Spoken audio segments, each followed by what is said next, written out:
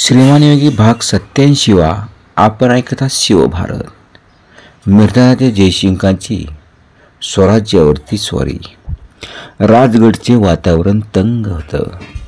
साऱ्यांच्या चेहऱ्यावरती काळजी उमटली होती. राजांच्या बेचैनीला तर पारावर राहिला नव्हता. घडी घडीला गडावरती बातम्या येतच होत्या. मोगल सैन्याच्या तावडीतून सुटून आलेले मराठे सरदार राजांना भेटत होते आणि प्रत्येक बातमीने राजांची काळजी मात्र वाढत होती. राजा आपल्या खास माणसांचं मसलतीला बसले होते. मोरपंत, रघुनाथ पंत, अनाजी दत्तो, तानाजी, येसाजी, कुर्तूची गुजर, आनंदराव, खुद्द जिजाऊ साहेबा महाली हजर होत्या. साऱ्यांच्या चेहऱ्यावरती काळजीची काजळी मात्र धरली होती. राजांनी सर्वांवरून नजर फिरवली आणि बोलायला सुरुवात केली. प्रसंग बाका आहे. मिर्झाराज हुशार खरे. एकाच वेळी पुरंदरला वेढा आणि आमच्या मुलखात लुटालूट सुरू केली त्यांनी. तानाजी आवेशाने म्हणाला, गाव जाळत बाया बापड्यांशी नागवत फिरणारा ह्यो मिर्झा राजा, त्याचं कसलं कौतुक? ही मर्दाची कामं नव्हत. राजा हसलं. अरे तान्हा, मिर्झा राजाने तसं केलं नसतं तरच आम्हाला काही वाटलं असतं. मिर्झा राजा खूप हुशार आहेत. आमचं गड काबीज करणं इतकं सोपं नाही हे ते जाणतात. आज आमच्या राज्यातील घरं बेचिराख होत आहेत. वस्त्या उठत आहेत. आमच्या आया बहिणी पळून नेल्या जात आहेत. निष्पाप माणसं वेड बिगारीसाठी आसुडाखाली फोडली जात आहेत. आणि आम्ही त्यांचे राजे. आम्ही गडावर सुरक्षित राहून प्रजेची वाताहत थंड नजरेने बघतो आहोत. पण यातून मिर्झाराजे काय साधणार? अनाजीने विचारलं. काय साधणार? राजे अनाजींच्याकडे वळत म्हणाले, काही साधणार नाही हे विचारा.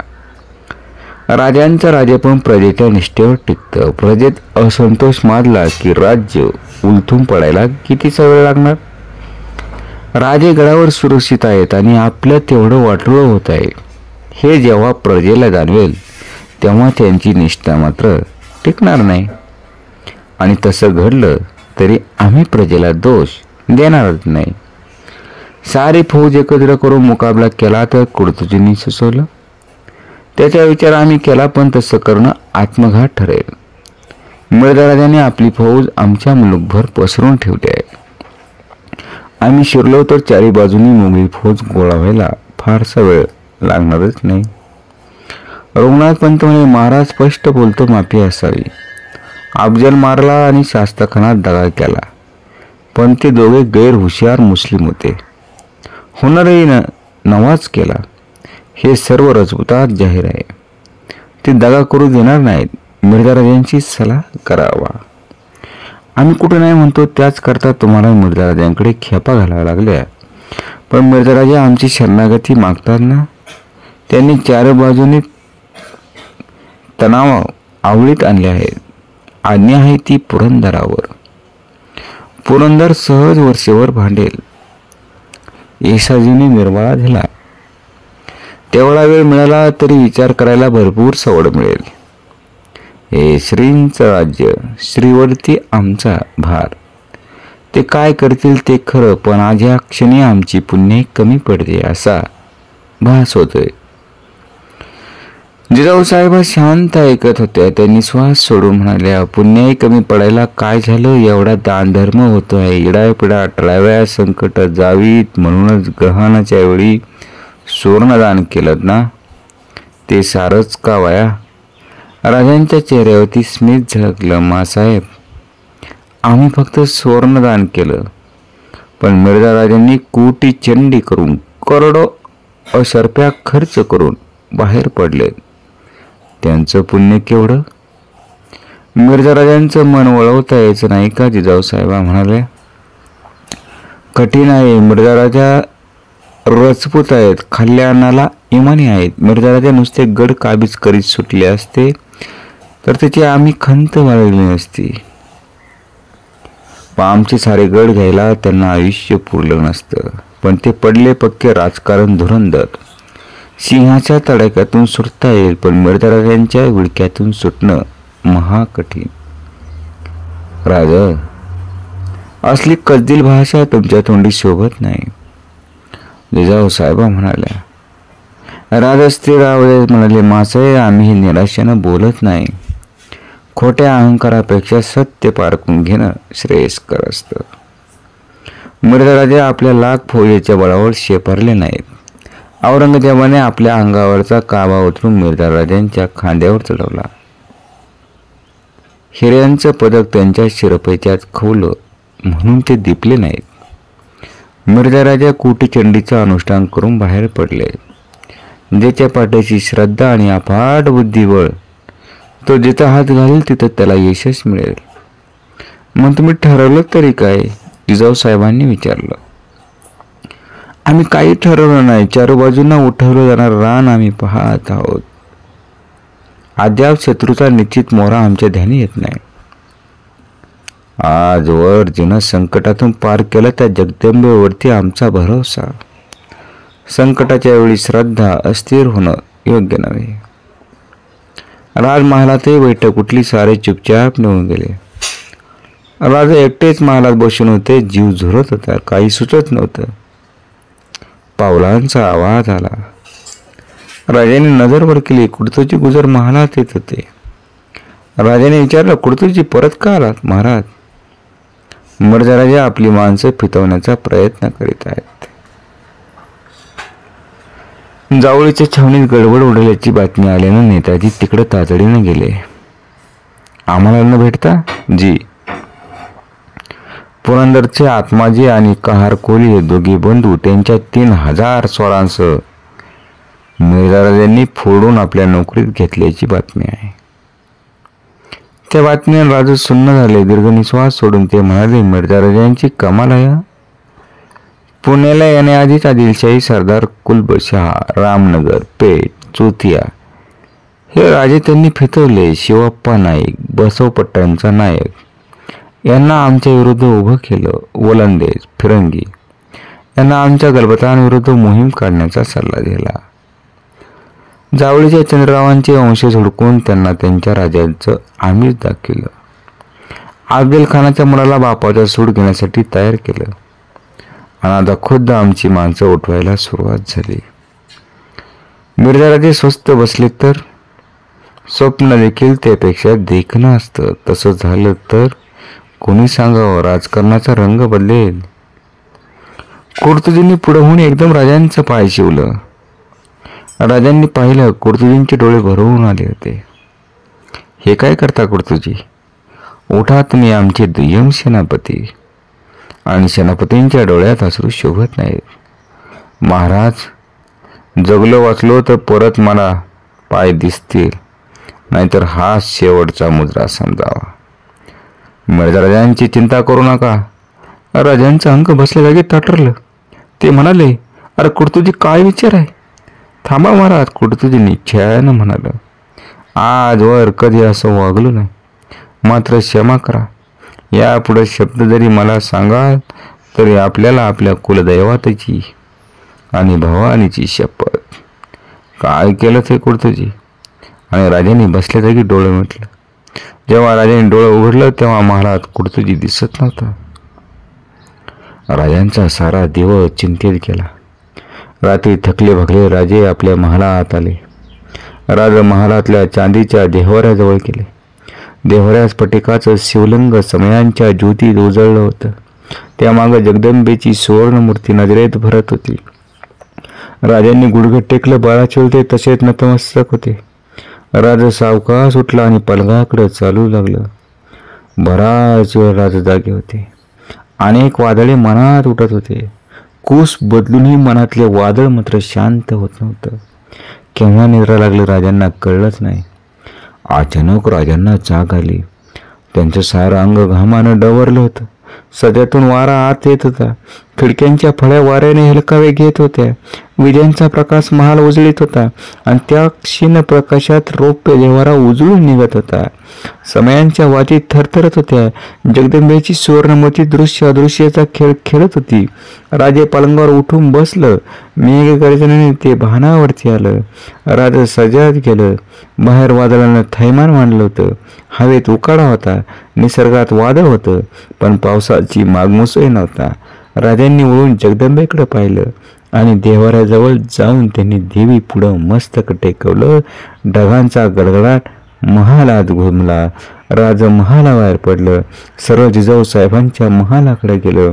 महाल जवळ येत होता. अर्धग्लानीत असल्यासारखं राज झोपंड्या देत जात होतं. महाल नजरेत येतात राजांनी हाक मारली, मासाहेब, मासाहेब. मनोहारी बाहेर आली. राजांना पाहताच बाजूला झाली. राजा सरळ महालात गेलं. जिजाऊ साहेबांच्या पलंगाजवळ उभ्या होत्या. मनोहरीने समय उजळायला सुरुवात केली होती. भर रात्री राजांच्या हाका ऐकून जिजाऊ साहेबांच्या अंगाला कापरा सुटला होता. राजांचं रूप पाहून तर त्यांचं अवसान गेलं. राजांची नजर ताठरलेली होती आणि कपाळावरती घाम डवरला होता. केस विस्कळीत झालं होतं. राजा, काय झालं? पाणी. मनोहरीने सुरईतलं पाणी त्वरेने आणलं. राजांनी पेला ओठी लावला. घटाघटा ते पाणी पित होते. पाणी पिऊन होताच राजांनी निश्वास सोडला. अहो बसा राज. जिजाऊ साहेबा म्हणाल्या, मासाहेब. शिवबा, अरे स्वप्न पडलं का रे? अहो स्वप्न कसलं मासाहेब? राज प्रयत्न करीत होते. आम्ही उशिरा झोपी गेलो. अचानक जाग आली. सारा महाल उजाडला होता. झोपेत आहे की जागा आहे तेही कळत नव्हतं. महालात साक्षात जगदंबा उभी होती. खोल दरीतून आवाज यावा तसा आवाज आम्ही ऐकत होतो. शब्द न शब्द स्पष्ट आठवतो. काय ऐकलं राजे? जिजाऊ साहेब अधीर होऊन म्हणाले, आई सांगत होती. राजांचे डोळे परत तटरले. मुठी वळल्या गेल्या. लेकरा, प्रसंग कठीण आहे. जयसिंगास मारवत नाही. कठीण प्रसंग आला तरी काळजी करू नको, सोबत मी आहे. तुला संकटातून तारून नेहमी यशस्वी करीन. चिंता करू नको. भार माझा आहे. तुला एका पिढीचं राज्य मी दिलं नाही. 27 पिढ्यांचं राज्य तुझं आहे. ती चिंता मला आहे. लेकराची वेडीवाकडी वर्तणूक मला सावरावी लागते.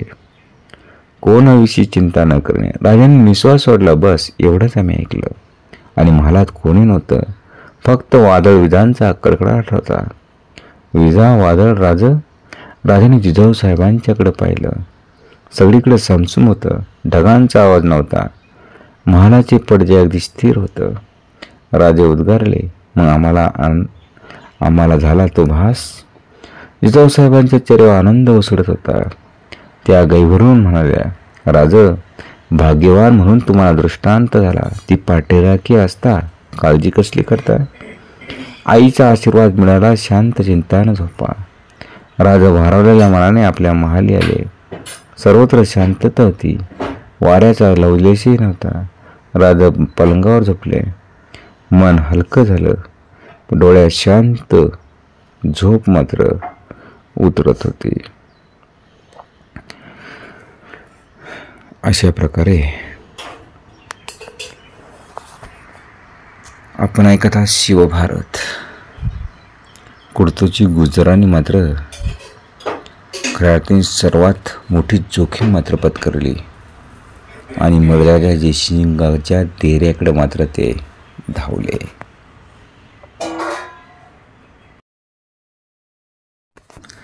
सायंकाळच्या वेळी मिर्झाराजे मनोची बरोबर बुद्धिबळ खेळत होते. अंधार पडायला सुरुवात झाली होती. एखादी गार वाऱ्याची झुळूक डेऱ्यात प्रवेश करीत होती.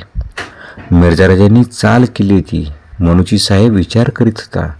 तोंडावरती पंजा धरून पटाकडे पाहत होता. थोडा वेळ गेला.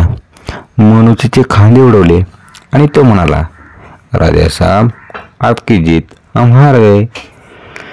मिर्झाराजा मोठ्याने हसलं. मनोची उठला आणि आपली पसरट टोपी घालून त्यानं मिर्झाराजांना वाकून अभिवादन केलं.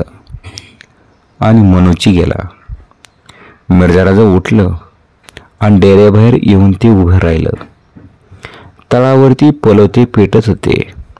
मिर्झा राजाने शामियान्यात जाण्यासाठी पायात जरी चढाव चढवला. ते शामियान्याकडे चालू लागले. तळपते तेगे घेतलेले 2 सिद्धी मागोमाग चालत होते. मिर्झा राजा आपल्याच विचारात जात होतं आणि शामियान्याच्या प्रवेशद्वाराचे पलवते दिसू लागले. मिर्झा राजा शामियान्याच्या जवळ पोहोचले. तोच एक इसम अंधारातून धावला. खोज्याच्या लक्षात येताच तो धिपाड खोज्या पुढे झाला आणि त्याने आपला तेगा चालवला. तेग्याचा वार त्या इसमाने आपल्या खंजिरावर झेलला. तेगा पुढे पुढे सरकत होता. खंजिराचा हात मागे हटत होता. दुसरा खोजा धावला आणि भानावर आलेले मिर्झा राजा ओरडले, जिंदा पकडना. क्षणात तो अनोखा इसम गिरफ्तार केला गेला. मिर्झा राजा म्हणाला, त्याला डेऱ्यात घेऊन जा. डेऱ्यात कोणी असता कामा नये. बोलता होतो का पहा, याची वार्ता कुणाला समजता उपयोगी नाही. त्या इसमाला नेण्यात आलं. काळोखामुळे त्याचा चेहराही पाहता आला नाही. मिर्झा राजा अस्वस्थ झालं होतं, पण तसे न भासवता ते शामियान्यात गेलं आणि मिर्झा राजांचा मुलगा किरत सिंग यानं राजाचं स्वागत केलं. पण मिर्झा राजा बैठकीवर गेले नाहीत. ते म्हणाले, किरत जी, मला जेवायला थोडा वेळ होईल. माझी तयारी झाली की मी येईन. मला बोलावणं पाठवू नको, जरुरीचं काम आहे. किरत त्या बोलण्याला आश्चर्यचकित झाला. मिर्झा राजा आपल्या ठरलेल्या कार्यक्रमात कधीही बदल करीत नसत. शामियान्याबाहेर जाणाऱ्या मिर्झा राजांच्या पाठमोऱ्या आकृतीकडे थक्क होऊन किरत बघत होता.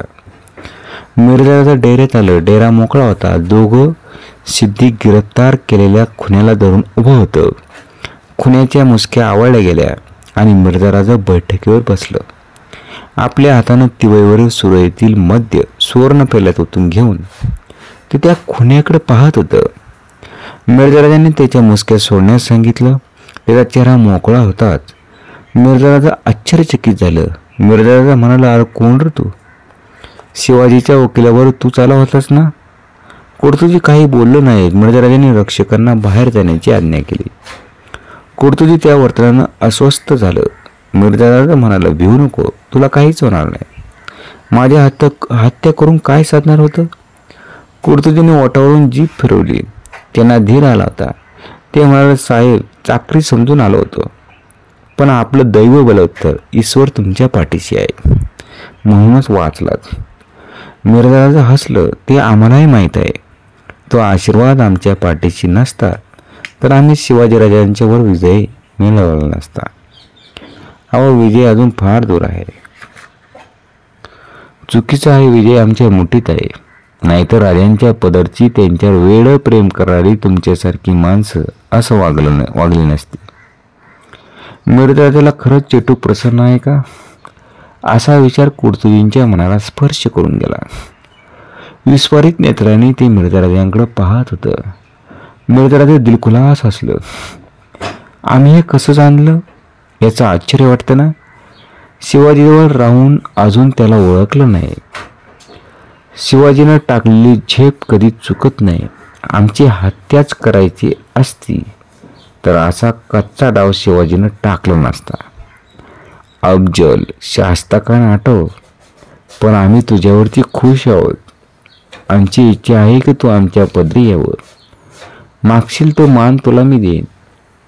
कुर्तुजी भानावर आलं. त्याने आवडा गिळला. ते म्हणालं, यापेक्षा माझं डोकं उडवलं तरी चालेल. अरे तू हे म्हणणार तेही मला माहीत होतं. आम्ही तुला सोडायचं ठरवलं आहे. तुझं घोडं आहे का? नाही. ठीक. मिर्झा राजांनी टाळी वाजवली. सेवक आत आला. मिर्झा राजांनी शिरपा आणून तो कुर्तुजींना दिला. कुर्तुजींसाठी घोडा तयार ठेवण्याची आज्ञा दिली. मिर्झा राजांनी खांद्यावर हात ठेवला. त्यांच्या नजरेला नजर भिडवीत मिर्झा राजा म्हणालं, अरे घाबरू नको, दागा होणार नाही. चावडी बाहेर जाईपर्यंत माझं पथक तुला सोबत करेन. घोडं तुला बक्षीस दिलं आहे. शिवाजीराजांना सांग, शत्रूच्या मुलखात असताना आम्ही क्षणभरही बेसावत नसतो. यापेक्षा खुद्द तुमचे राजे लवकर येऊन भेटतील तर बादशाहकडून मनसबदारी देणं सोपं पडेल. फार कटुरता वाढवण्याच्या आतच राजांना भेटा म्हणावं, त्यात त्यांचं कल्याण आहे. मिर्झा राजांच्या व्यक्तिमत्वानं, त्यांच्या औदार्यानं कुर्तुजी दिपलं होतं. त्यांनी लवून मुजरा केला आणि मिर्झा राजांचा निरोप घेतला. मद्याचा आस्वाद घेत मिर्झा राजा समाधानाने जरी बैठकीवर रेलून बसलं होते, तोच किरतसिंग आत आला. अधीरपणे त्याने विचारलं, आपल्यावर हल्ला झाला? अरे कोण म्हणतं? माझ्या श्यामिण्याजवळचा सेवक सांगत होता. खोटं. माझ्यावरती हल्ला कोण करणार? मग कोण आलं होतं? हा प्रश्न विचारण्याचा अधिकार तुला नव्हता, पण तुला म्हणून सांगतो, शिवाजीचा दुय्यम सेनापती गुज्जर भेटायला आला होता आणि लवकरच आपला मनाजोगा तह होईल. आम्ही एवढ्यात जेवायला येऊ. आपल्याला एक खुश खबर द्यायची आहे. दिलेर खानाने वज्रगड घेतला आहे. इजाजत. मिर्झाराचं समाधाने लोडावर कलंडलं. किरत निघून गेला आणि थोड्याच वेळात मिर्झाराचं डेरेबाहेर पडून श्यामैनाकडं जाऊ लागलं. कुर्तुजी गुजर राजांच्या समोर उभं होतं. सारी हकीकत ऐकून राजांचा विश्वास बसत नव्हता. कुर्तुजी सांगत होतं, मिर्झाराजांनी मला चांगलं वागवलं. एवढंच नव्हे तर शिरपाव आणि घोडा दिला. माणूस मोठा उमदा, राजा शोभतो. राजा प्रसन्नपणे हसला, म्हणाले, कुर्तुजी, मिर्झाराजांनी तुम्हाला सोडून जे यश मिळवायचं ते यश मिळवलं. तुम्ही गेलात, पण तुमच्या काळजीनं आमचा जीव झुरत होता. तुम्ही आला ही बातमी कळली तेव्हा केवढा आनंद झाला ते कसं सांगू. तुम्ही सुखरूप आला यातच आम्हाला सर्व मिळालं. पण कुर्तुजी, तुमचा हा अविवेकी स्वभाव आम्हाला एक ना एक दिवस पश्चाताप करायला लावी. आपल्या स्वभावाला मुरड घालायला शिका. मिर्झाराजांची छावणी काय म्हणते? यश मिळण्याची मिर्झाराजांना खात्री आहे. काल 2 प्रहरपर्यंत तोफांचे आवाज कानावर येत होते. एल्गार जारी आहे. राजाने निश्वास सोडला. कुर्तुजींना मुजरा केला. ते वळणार तोच राजा म्हणाले, अहो थांबा कुर्तुजी, आमचे शत्रू आमच्या माणसांचं कौतुक करतात तर आम्ही स्वस्त कशी बसू. राजांनी शिरपाव मागवला. शिरपा घेऊन मोरपंत आत आले आणि तपकात शिरपाव, तलवार आणि मानवस्त्र होतं. राजा मोरपंतांना म्हणाले, मोरपंत, अहो कुर्तुजीने मोठा पराक्रम करून आलेत. खास शत्रुगोटाची बातमी काढून आलेत. राजांनी कुर्तुजींना शिरपाव दिला. तलवार आणि मानवस्त्र हाती देत ते म्हणाले, कुर्तुजी, आम्ही तुमचं नाव बदललं. आजपासून तुमचं नाव प्रतापराव. ही किताबत आम्ही तुम्हाला बहाल करीत आहोत. तुमच्या पराक्रमाला ते नाव सार्थ. प्रतापरावांनी मुजरा केला. कुर्तुजींचे गुजरांचे प्रतापराव गुजर झालं आणि मानाचा स्वीकार करून प्रतापराव वळलं. त्याचवेळी महालातीत असलेल्या तानाजीवर साऱ्यांची नजर वळली. तानाजी मुजरा करून म्हणाले, आणि इथंच खऱ्या अर्थाने छत्रपती शिवरायांचा मावळा छत्रपती शिवरायांसाठी आपले प्राण कसे पणास लावतो. शिवरायांसाठी मिर्झाराजा जयसिंगाच्या डेऱ्यात जाऊन मिर्झाराजा जयसिंगाचा जीव घेण्याचा प्रयत्न मात्र कुर्तुजी गुजरांनी केला. माझ्या राजाला त्रास होतो तुझ्यामुळं, मग तुला संपवतो. लाखोची फौज घेऊन आला ना, काय हरकत नाही, मी एकटा भेटतो. कसलं हे त्याग ह्या मातीसाठी, ह्या राजासाठी. कारण आपला छत्रपती शिवराय हे जे राजे होते ना, हे नेमके तसेच होते.